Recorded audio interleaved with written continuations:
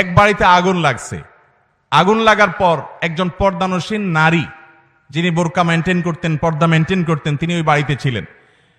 তিনি আগুন লাগার পর স্বর্ণ গহনা যেগুলো দামি জিনিসপত্র ছিল এগুলো সব একত্র করেছেন, করে তিনি বাড়ি থেকে বের হবেন। এই অবস্থা তাকায় দেখেন যে বাহিরে পুরুষরা আগুন নেভানোর কাজ করছে।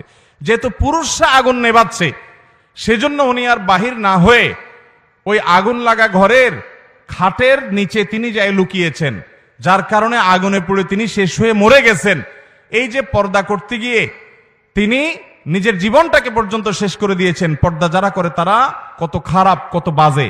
এ হলো গল্প, এ হলো আপনার গল্পের নামে পর্দার বিদ্বেষ আমার সন্তানকে শেখানো হচ্ছে। ভাইরা আমার, আচ্ছা আপনি আমাকে বলেন, কোন বাড়িতে যদি আগুন লাগে, কোন নারী যদি সে আগুনের মাঝখানে পড়ে যায়, পুরুষরা আগুন নেভাচ্ছে, এই অজুহাতে কোনো মুসলমান নারী বের হবে না?